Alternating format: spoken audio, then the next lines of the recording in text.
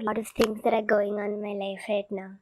A lot of things. So basically, right now I'm 18. I just finished my 12th board, and back in when I finished my 10th boards, I turned to become a really bad girl in the society.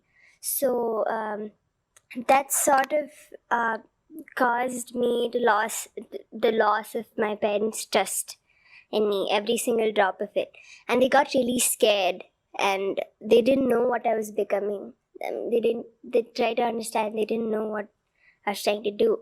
So they tried to condition me for like 2 years, like 11th and 12th.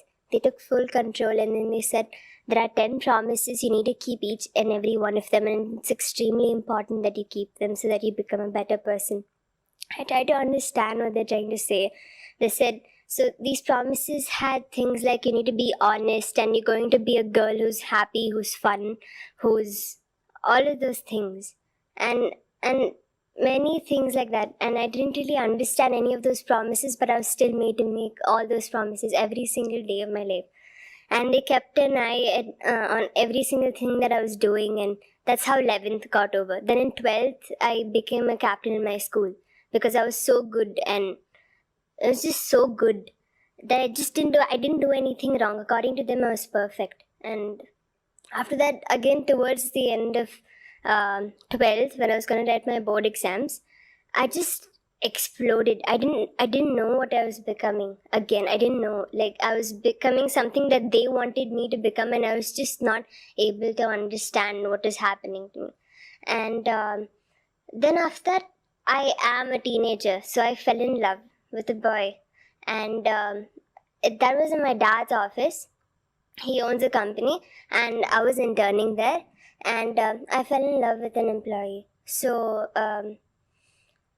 and I was not supposed to fall in love, according to them. So, but that happened, and I said, I'm just gonna do whatever feels right and whatever that I want to do, because 2 years I was forced to be something that I did not want to be. So now I was like, okay, it's fine. I'm just in love with the boy. Doesn't mean anything. I'm not doing anything wrong, according to me. So I went ahead, and yeah, that was there for like 1 month until my mom caught me. And after that, they caught me, and that night they were like, how can you fall in love with a boy who you've just been with for... So before I told him how I feel, I could spend time with him only for 1 month. And I thought it was love. And so they told me that whatever that you're feeling right now is not love, and the way you make it seem is so cheap and so disgusting. So I don't know what they're trying to say. They're saying it's not love, but so what is love? That's a question that I have. That's the first question I have. What is love? Is there really a need to debate whether a particular word can be ascribed to a relationship? Right now, the debate seems to be whether or not it is love. You are saying it is love. Yes, They are saying it is not love. So I don't know what love is. You Is don't know this what love really is. love? Should you rather not ask what is it doing to you? Even if it's love, let's say. Some international agency comes and certifies it is love. Let's say. But if it is not healthy for you, would you proceed with it? I don't think You don't so. think so. Similarly, if somehow many grown-ups just get together and manage to convince you that it is not love but Olympus happens to be the brand of this. So it is not love but Olympus. But that Olympus is really healthy for you. It nurtures you, it gives you life. Would you drop Olympus because it is Olympus and not love? So it's not about the name, right? We have to get real and find out what is this relationship doing to us. The name doesn't matter. So what is the relationship doing to you? Makes me feel good. Makes Ah. me feel. Does it just make you feel good as you are? Or does it turn you into a better human being? Because, to set the background, we all have our likes and dislikes. Must we pay a lot of attention to and give a lot of importance to what we like and dislike? Or must we rather focus on that which we may like or we may dislike but is really useful? Right.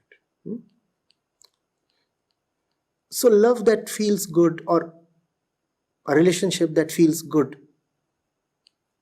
is not necessarily something useful.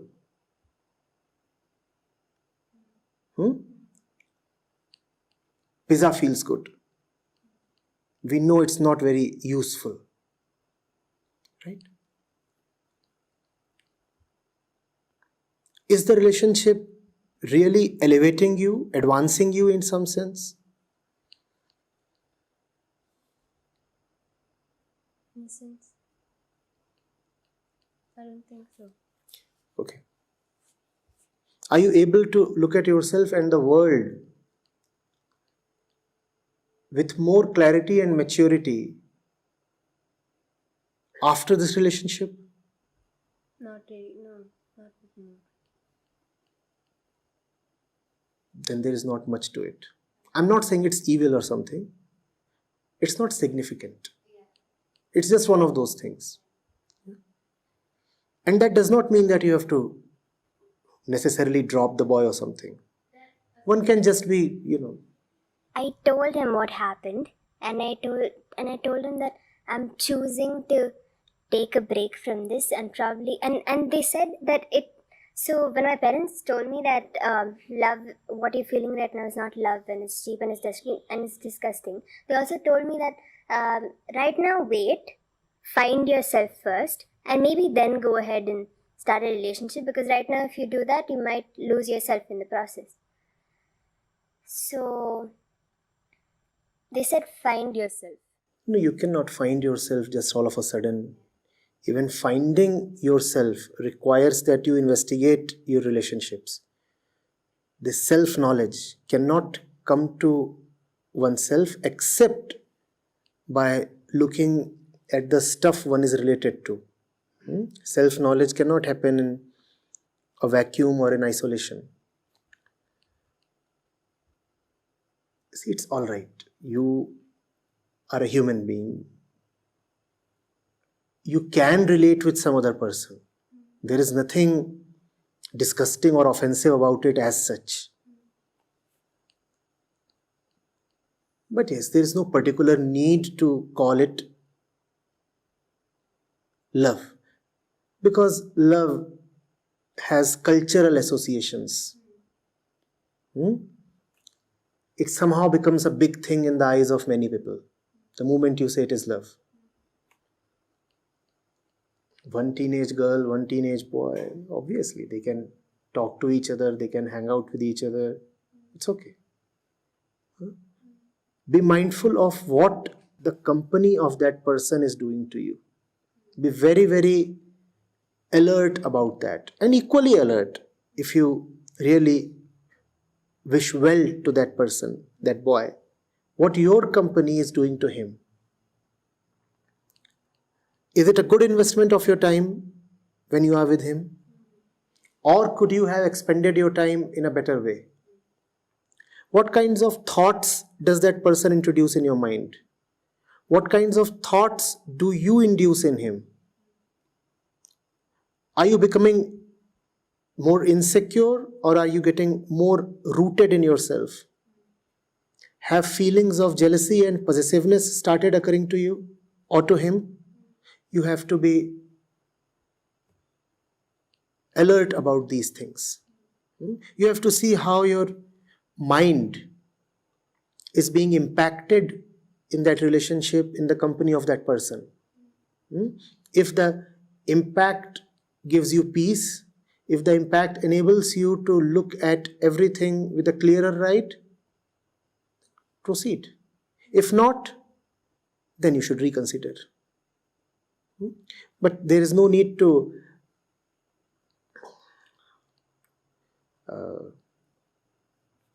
turn it into a taboo or a stigma. It's okay. Just as he can talk to him and she can talk to him, you too, in God's universe, have all the rights to talk to and be with anybody you prefer. It need not even be a human being. If you want to be pally with a dog or a crow, that too is your sovereign right. Nobody can infringe upon it. Okay, so this is next part also. So I just took their advice and they said find yourself. I just took their advice. I knew I needed a break from this because it was taking up a lot of my attention. So I told him I need a break.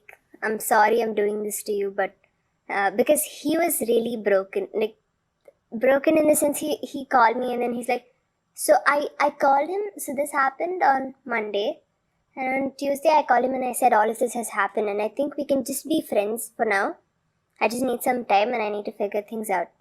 So he took this really personally. And I didn't call him for the rest, like Wednesday, Thursday, Friday, I didn't call him. And then he called my brother today and he said, please make, so I don't have a phone. He has my brother's number. So he called my brother today and then he said, please make her call me. I need to talk to her. So I picked up the phone and I spoke to him. And then he's like, how can you be so selfish? You're just thinking about yourself. This is, in spiritual language, attachment. And this is not good for the mind. I'm surprised at how early even teenagers pick up all these things. They're supposed to be adults zone. All these things. You broke my heart, I'm missing you. Stalking, calling somebody's brother. Anyway, it's not about age. It's about the fundamental human tendency. That's what is called the ego. The ego needs something to cling to. This is attachment. So, a relationship per se is neither good nor bad. You have to see what that relationship comprises of. Now, this relationship seems to have a strong flavor of attachment. That's a problem. That's a big problem.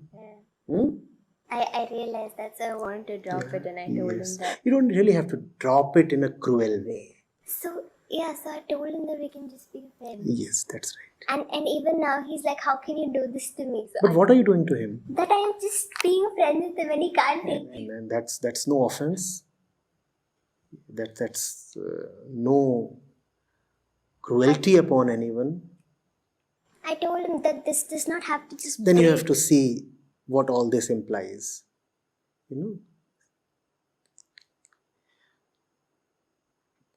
Where is it that the fellow is seeing a difference between just being friends and being more than friends?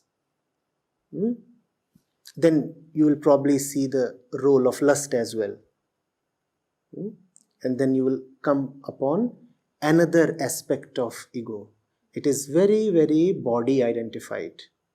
And because it is body identified, it looks at the other as a body. And that is not love. When you look at the other as a body, then you are motivated to consume the other's body. And that's why you won't like it when the other one tells you we are just friends. You want to be more than friends. You want to get into probably the physical aspect of it. And again, there is no need to just denounce it or ridicule it or condemn it. It's an opportunity to understand it. It's an opportunity to see how we are as human beings. And we all are like that. Man, woman, young, old, even a newborn kid has the same tendencies. Some of them may surface later on, but all of them are present even in the kid. Okay, so just be very alert, be on a watch out. So, what am I supposed to do?